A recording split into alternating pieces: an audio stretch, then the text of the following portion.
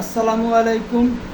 ব্যক্তির চেয়ে দল বড়, দলের চেয়ে দেশ বড়, এই কথা আমরা সবাই জানি এবং বিশ্বাস করি।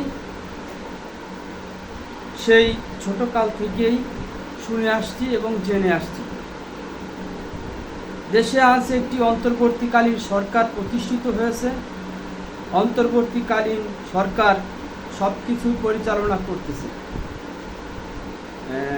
দেশের প্রবল প্রতাপশালী স্বৈরশাসক শেখ হাসিনাকে দেশ থেকে চলে যেতে বাধ্য করছে এই ছাত্র জনতা।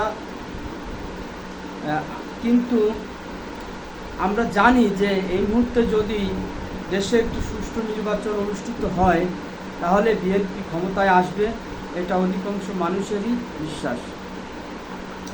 যেহেতু বিএনপি গত 16 বছর ধরে আন্দোলন করতেছে, সংগ্রাম করেছে, তাদের এটা পাওয়া উপযুক্ত। কিন্তু বিষয়টা হচ্ছে, যেহেতু বিএনপির হাতে এই মুহূর্তে কোনো প্রশাসন নেই, কোনো কিছুই নেই, শুধুমাত্র তারা জনপ্রিয় একটি দল হিসেবেই প্রতিষ্ঠিত হয়ে আছে। বিএনপি অনেক নেতাকর্মী আছেন যারা সুযোগে সদ্ব্যবহার করার চেষ্টা করতেছে, বিভিন্ন পত্র পত্রিকায় আসতেছে, আমরা দেখতে পারতেছি। তো এই ক্ষেত্রে জামায়াত একটি কৌশলী অবলম্বন করেছে। তারা মনে করতেছে যে কিছু খারাপ বিএনপি কর্মীর কারণে বিএনপির দুর্নাম হচ্ছে, সেটা হোক। তো বিএনপির যারা হাইকমান্ড আছেন তাদেরকে অবশ্যই গুরুত্ব সহকারে এই বিষয়টা দেখতে হবে যে এভাবে কি আসলে বিএনপি এই কিছু লোকের কারণের জন্য দায়ভার নিবে। এখন আমরা জানি যে গত যে সরকারটা ছিল সেই সরকারের অনেক কর্মকাণ্ডের কারণেই মানুষ হতাশ ছিল, এদেশের জনতা হতাশ ছিল এবং এই পরিবর্তনের জন্য তারা চেষ্টা করেছে এবং সফল হয়েছে। মানুষের ভিতরে একটি আশঙ্কা কাজ করছে যে আসলে কি আমরা এর থেকে মুক্তি পাব, নাকি আমাদেরকে বিগত দিনকের মতো চলতে হবে। এর থেকে মানুষ আসলে মুক্তি চায়। অনেকেই মনে করতেছে যে বিএনপির সামনে অনেক বড় ধরনের একটি চ্যালেঞ্জ। কিছুটা চ্যালেঞ্জ, তবে বিএনপির সামনে যতটা চ্যালেঞ্জ এত খুব একটা কঠিন বলে মনে হয় না। শুধুমাত্র বিএনপির কর্মীদেরকে নিয়ন্ত্রণ করাটাই এখন বিএনপির জন্য চ্যালেঞ্জ।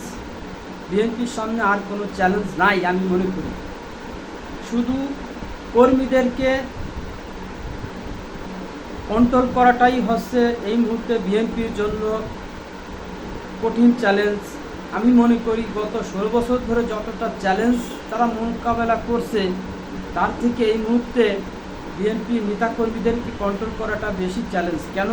বিএনপির কাছে কোনো প্রশাসন নেই, ইচ্ছে করলেই কাউকে বিচার করতে পারতেছে না, বা তাদেরকে ধরতে পারতেছে না, তাদেরকে আইনের আওতায় আনতে পারতেছে না। এটা একটা বড় ধরনের প্রবলেম।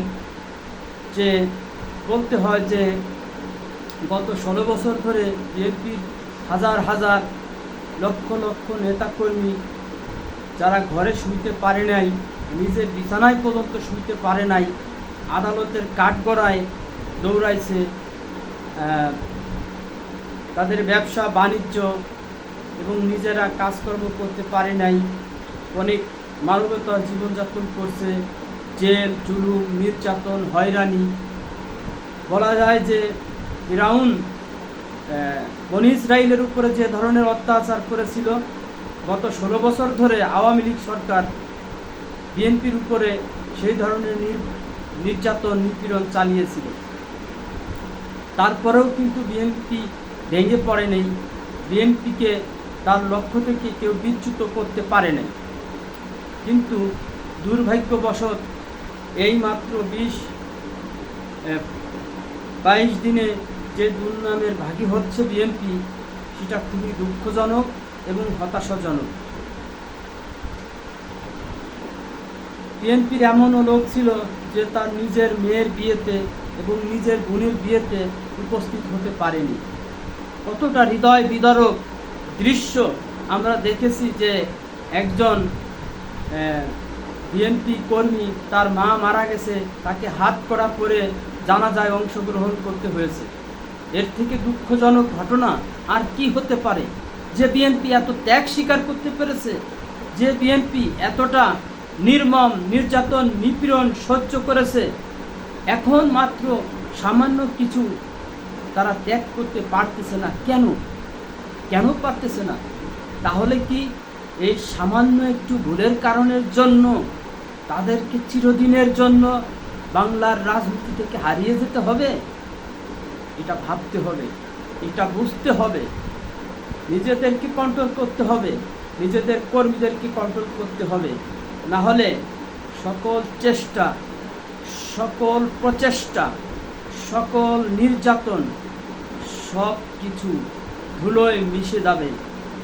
মনে রাখতে হবে, প্রবল প্রতাপশালী পরাক্রমশালী স্বৈরা শাসক শেখ হাসিনার পতন হয়েছে যে সমস্ত কাজের জন্য, সেই সমস্ত কাজ থেকে বিএনপিকে দূরে থাকতে হবে।